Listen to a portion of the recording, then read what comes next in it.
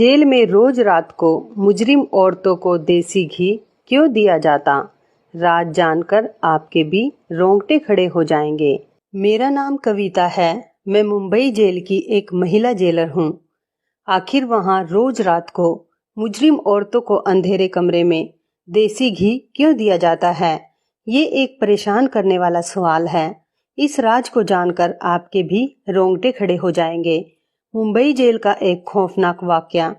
ये रात एक डरावनी रात थी जब हमारे घर में अचानक से दरवाजे पर दस्तक हुई। सब घर वाले शहर से बाहर शादी में गए हुए थे और मैं इस वजह से नहीं जा सकी थी क्योंकि मेरे एनुअल एग्जाम चल रहे थे।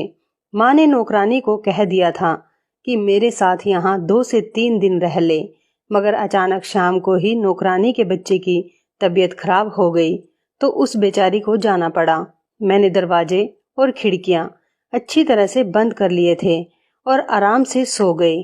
जब अचानक दरवाजे पर दस्तक हुई, मेरी नींद खुल गई और मैं घबरा कर उठी और मैंने सोचा कि इतनी रात को कौन आएगा। मैं पहले तो डर गई कि रात के इस वक्त कौन आया है। बाहर से किसी की आवाज आई, प्लीज दरवाजा खोलिए, मुझे मदद की बहुत जरूरत है, मैं जख्मी हूँ, प्लीज दरवाजा खोलिए। इन दिनों वैसे भी शहर के हालात बहुत खराब चल रहे थे। मैं सोच में पड़ गई कि दरवाजा खोलूं या नहीं खोलूं। इस बार फिर से एक औरत की आवाज आई, प्लीज दरवाजा खोल दीजिए वरना वो मेरी जान ले लेंगे। मैं किसी को मुसीबत में नहीं देख सकती थी, इसलिए मैंने फैसला किया कि दरवाजा खोल देती हूँ, क्या पता किसी को मेरी मदद की जरूरत हो। मैंने दरवाजा खोला तो बाहर एक औरत खड़ी हुई थी और मुझे देखकर जल्दी से अंदर आ गई और दरवाजे को बंद कर दिया। मैंने ध्यान से उसको देखा तो वह लगभग 30 साल की एक खूबसूरत जवान सी लड़की थी। उस वक्त उजड़े हुए हालातों में बेचारी बहुत ही परेशान लग रही थी। उसकी हालत बहुत गंभीर थी। उसकी गंभीरता उसकी खूबसूरती को छिपा रही थी। माथे पर खून लगा हुआ था। वह बहुत बुरी तरह से जख्मी हो गई थी। अभी मैं उसको देख ही रही थी कि अचानक से पुलिस के सायरन बजने लगे। मैंने चौंक कर उसको देखा। मुझे कुछ गलत होने का एहसास हुआ, जैसे मैंने कुछ गलत कर दिया हो। वो कहने लगी, मुझे कहीं छुपा दो, पुलिस मेरे पीछे है, प्लीज मेरी मदद करो। मैं सोच में पड़ गई। मुझे बहुत ही पछतावा हुआ कि मुझे इसको अपने घर में जगह नहीं देनी चाहिए थी और ना ही इसकी मदद करनी चाहिए थी। अगर पुलिस ने छापा मार लिया तो मैं भी इसके साथ जेल जाऊंगी। सायरन की आवाज धीरे धीरे करीब आती जा रही थी। मेरे दिमाग ने बिल्कुल भी काम करना बंद कर दिया था। मुझे समझ नहीं आ रहा था कि मैं क्या करूं। वो खुद ही घर के अंदर भागकर चली गई। मुझे होश आया तो मैं उसके पीछे भागी। वो कहने लगी कि अभी थोड़ी देर में पुलिस घरों की तलाशी लेना शुरू कर देगी। मुझे कहीं छुपने की जगह बता दो जहां मैं छुप सकूं। मैंने डरते हुए पूछा, कौन हो तुम और पुलिस क्यों तुम्हारे पीछे है? वो कहने लगी, तुम्हें भगवान का वास्ता, अभी मुझे छुपा दो कहीं भी, मैं तुम्हारे सारे सवालों का जवाब दूंगी। मैं कसम खाकर कहती हूँ कि मैं तुम्हें कोई नुकसान पहुंचाने के इरादे से नहीं आई हूँ और ना ही पहुंचाऊंगी, मेरा भरोसा करो। उसी वक्त बाहर से स्पीकर के जरिए ऐलान हुआ, ये खतरनाक महिला कैदी जेल से फरार हो गई है। अगर किसी ने उसे पनाह दी है तो वो खुद उसे बाहर निकाल दे, वरना अभी थोड़ी देर में पुलिस तलाशी लेना शुरू कर देगी। वो कहने लगी, देखो मुझे जल्दी से छुपाओ वरना मेरे साथ तुम भी मुसीबत में फंस जाओगी। उसकी बात सुनकर मैं जल्दी से छत पर उसको पानी वाली टंकी के पास ले गई। मैंने कहा, जहां भी छुपोगी पुलिस तुम्हें ढूंढ ही लेगी, इसलिए जान बचाने का एक हल यही है कि तुम इस पानी वाली टंकी के अंदर कूद जाओ। पानी ठंडा हो रहा था, लेकिन मेरी राय पर उस औरत ने मुझे यूं देखा जैसे मेरा दिमाग खराब हो गया हो। इतने ठंडे पानी में मैं उसे कूदने की राय दे रही थी। मुझे लगा जैसे वो मुझसे कहेगी कि इतने ठंडे पानी में कूदने से तो बेहतर है मैं खुद को पुलिस के हवाले कर दूं। मगर अगले ही पल वह ढक्कन उठाकर टंकी में कूद पड़ी। मैं वहां से टंकी का ढक्कन बंद करके नीचे चली गई। 2 मिनट बाद ही मेरे दरवाजे पर दस्तक हुई। मैंने दरवाजा खोला तो मेरे सामने 2 महिला पुलिस और बहुत सारे आदमी और कुछ पुलिस वाले भी खड़े थे। जो दरवाजा खोलते ही अंदर घुसते चले आए। वो मेरे घर की तलाशी लेने लगे और महिला पुलिस अधिकारी मुझसे सवाल पूछने लगी, तुमने किसी को देखा तो नहीं, ये किसी को अपने घर में जगह दी हो? मैंने कहा, मैं तो अभी सोकर उठी हूँ और मुझे इस बारे में कुछ भी नहीं पता। आप किसकी तलाश कर रहे हैं? पुलिस वाले नीचे से तलाशी लेकर ऊपर छत पर आ गए तो मेरी जान को बनाई। मेरी सांस अटकने लगी कि कहीं इनको पता ना चल जाए कि वह औरत कहाँ है, मगर इतना मुझे यकीन था कि इनका ध्यान पानी वाली टंकी की तरफ नहीं जाएगा। मेरा अंदाजा बिल्कुल सही था और सही ही साबित हुआ। वो खाली हाथ नीचे चले आए।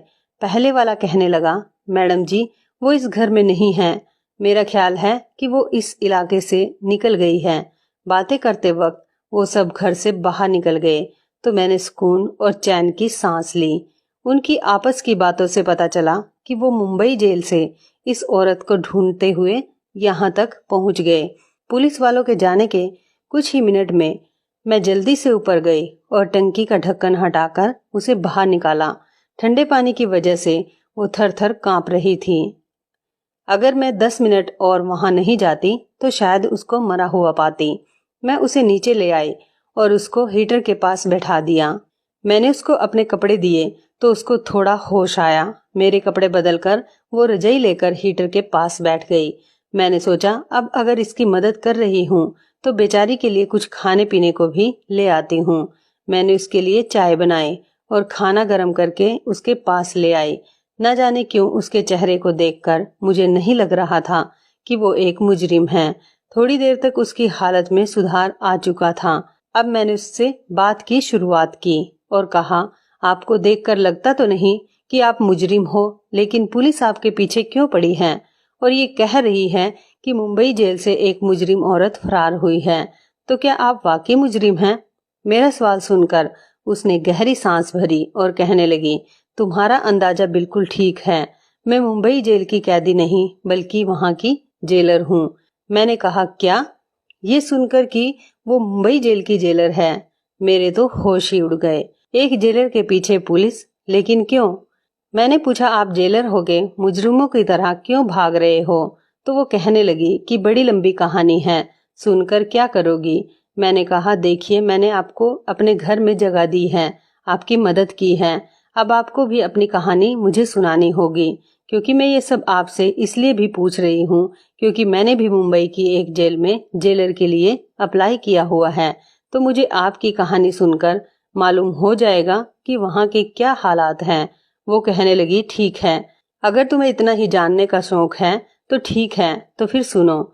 मेरा नाम गौरी है और मैं एक बहुत अच्छे और इज्जतदार खानदान से ताल्लुक रखती हूँ। हम 2 बहनें और 2 भाई हैं। मेरे पिताजी मुंबई के थाने में हवलदार थे। मेरे पिताजी ने बचपन से ही हमें सच्चाई और ईमानदारी का सबक पढ़ाया था और यही समझाया था कि अपने काम से हमेशा वफादार रहना चाहिए, चाहे काम कितना ही मामूली क्यों ना हो और रुतबा चाहे छोटा मिले या बड़ा। कभी भी अपने ईमान का सौदा मत करना। मेरे पिताजी एक सच्चे और ईमानदार हवलदार थे। अपनी सारी जिंदगी नौकरी के दौरान उन्होंने कभी भी 1 रुपए की भी रिश्वत लेना गवारा नहीं समझा। पिताजी के साथ के दोस्तों ने अपने घर पक्के कर लिए और अच्छी जिंदगी गुजारने लगे थे, मगर हमारा गुजारा गरीबी के कारण मुश्किल से ही हो रहा था। मैं पिताजी की बहुत लाडली बेटी थी, इसलिए अक्सर घर के हालात से तंग आकर मैं भी उनसे कहती थी कि पिताजी, आप अपने साथ के लोगों को ही देख लीजिए, उन्होंने किस कदर तरक्की कर ली है, उनसे ही कुछ सीख लीजिए। उन लोगों के घरों में सब तरह के ऐशो आराम हैं। लोगों के घर रोजाना अच्छे अच्छे पकवान बनते हैं और हमारे यहाँ वही रूखी सूखी, और हम लोग तो दिवाली पर भी अच्छे पकवान नहीं बना पाते। हमें तो कुछ अच्छा देखने को भी नहीं मिलता, खाना तो दूर की बात है। उनके बच्चे कितने अच्छे स्कूल और कॉलेज में पढ़ते हैं और हम लोग तो सरकारी स्कूल में जाते हैं। बाद में हमें नौकरी भी वैसी ही मिलेगी, कोई भी छोटे से क्लर्क जैसी। पिताजी हंसकर कहते, बिटिया रानी, तू फिक्र ना कर, तेरे भाग्य में बहुत बड़ी और ऊंची नौकरी है। मैं मजाक मजाक में कहती, क्यों पिताजी, क्या मैं मुंबई जेल की जेलर बनूंगी? पिताजी कहते, तो इसमें इतनी हैरानी वाली क्या बात है? तू अच्छे नंबरों से परीक्षा सब पास कर लेगी तो लग जाएगी। और मैं हंसकर कहती, पिताजी आप भी किस जमाने में जी रहे हैं। मेरी सिफारिश होगी तभी तो किसी नौकरी पर लगूंगी, वरना पैसे देकर नौकरी करने वाले तो हमारे हालात ही नहीं। पिताजी ने गुस्से से कहा, न रिश्वत और ना ही सिफारिश, कभी भी जिंदगी में इन दोनों चीजों की तरफ झुकने का सोचना भी मत। मेरे पिताजी का तो वो हाल था कि वो ईमानदारी और फर्ज पर अपनी जान दे सकते थे। मेरी बहन स्कूल में पढ़ाने लग गई और बड़ा भाई पिताजी के रिटायर होने के बाद उनकी जगह लग गया। मैंने अपना एक मकसद बना लिया था कि मुझे भी मुंबई की जेल का जेलर बनना है, और इसके लिए मैं जी जान से टेस्ट की तैयारी करने लगी थी और टेस्ट भी दे दिया। मुझे उम्मीद थी कि मेरी नीयत अच्छी है तो मेरी विनती भी सुनी जाएगी, और ऐसा ही हुआ। मैं मुंबई की जेलर सिलेक्ट हो गई। वो दिन मेरी जिंदगी का सबसे हसीन दिन था। मेरे सारे ख्वाब पूरे हो गए थे। मैं बहुत खुश थी, जैसे मुझे जिंदगी की सबसे हसीन खुशी मिल गई हो। मेरा सपना सच हो गया था। पिताजी ने इस मौके पर सिर्फ यही कहा कि जेल में अलग अलग तरीके की परेशानियां तुम्हारे सामने आएंगी, बस ख्याल रखना, ईमानदारी से अपनी ड्यूटी को अंजाम देना। मैंने अपनी ड्यूटी संभाल ली। मुंबई जेल एक बड़ी जेल थी और औरतों की एक बड़ी तादाद वहां पर कैद थी। शुरू शुरू के दिन थे और मुझे बहुत अच्छा लग रहा था, जैसे मेरे पास एक पावर थी। मैं वहां सैल्यूट करती तो मेरा सीना फक्र से चौड़ा हो जाता था। गौरी यहाँ तक की कहानी सुनाकर चुप हो गई। मुझे उनका यूं चुप होकर रुक जाना बेचैन कर गया। मैं उनकी कहानी में यूं खो गई थी कि मुझे ऐसा महसूस हो रहा था कि जैसे ये सब मेरे सामने हो रहा हो। मैंने बेचैनी से कहा, गौरी फिर क्या हुआ, आगे बताइए ना। वो सांस लेकर दोबारा से शुरू हो गई तो मुझे तसल्ली हुई। वहां औरतों को उनके जुर्म के मुताबिक कैद किया गया था। रोज सवेरे 6 बजे जेल के दरवाजे खोल दिए जाते थे। उसके बाद औरतें नाश्ता करती और उसके बाद उनसे काम शुरू करवा दिया जाता था। कुछ औरतें चक्की पीसती थी, कुछ सिलाई करती थी, और जो नौजवान लड़कियां थी उनको पढ़ाया लिखाया जाता था ताकि वह वहां से निकलने के बाद कुछ बनकर निकले। शाम को सूरज डूबता और जब रात होने को आती उनको खाना दिया जाता और उनको वापस जेल में भेज दिया जाता। शुरू शुरू के दिनों में इतना अंदाजा नहीं हुआ कि यहाँ किस किस के ग्रुप बने हुए हैं, मगर धीरे धीरे मुझे पता लग गया कि किस औरत ने किसके साथ और क्यों दोस्ती कर रखी है। जैसे फिल्मों में दिखाया जाता है कि एक जेल उससे कहीं बढ़कर खौफनाक होती है।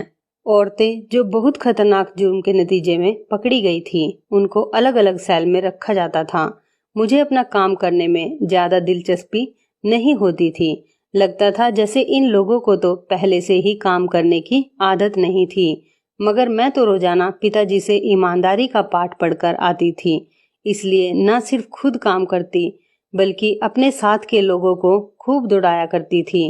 मैं अपनी नरम दिली की वजह से औरतों में बहुत मशहूर हो गई, जिसकी वजह से वहाँ की सभी औरतें मुझे बहुत पसंद करने लगी और मुझसे बहुत खुश रहने लगी। औरतें बताती थी कि मुझसे पहले जो जेलर थी वो काम धाम तो कुछ नहीं करती थी, बस रोब झाड़ती रहती थी और बगैर किसी वजह के जिसको मर्जी मारती पीटती थी। मैंने सभी पुलिस कर्मचारियों को कह दिया था कि किसी भी औरत पर कोई हाथ नहीं उठाएगा। अगर किसी ने भी ऐसा किया तो मुझसे बुरा कोई नहीं होगा। एक दिन मैं राउंड पर गई तो एक औरत ने रोते हुए मुझे बताया कि लेडी कांस्टेबल ने आज किसी वजह के बगैर थप्पड़ मारा है। मुझे सुनकर बहुत गुस्सा आया कि अपनी ताकत का नाजायज फायदा उठाना उसे किसने सिखा दिया। मैंने उसे 1 हफ्ते के लिए सरेंडर करवा दिया। मेरी वजह से जेल का माहौल अच्छा होने लगा था। मैंने औरतों को अलग अलग तरीके से रोजगार सिखाने शुरू कर दिए थे। मेरी ड्यूटी से वहाँ के लोग बहुत खुश थे और मुझे पहले ही साल में अच्छे काम की वजह से मेडल से सम्मानित किया गया। वहाँ मेरे काम को खूब सराहा गया, खूब सारी तारीफें हुई।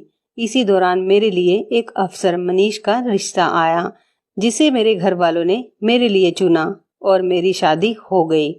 मेरे पति बिल्कुल वैसे ही ख्यालात के थे जैसे मेरे पिताजी थे, इसलिए मैं अपनी जिंदगी में बहुत खुश थी।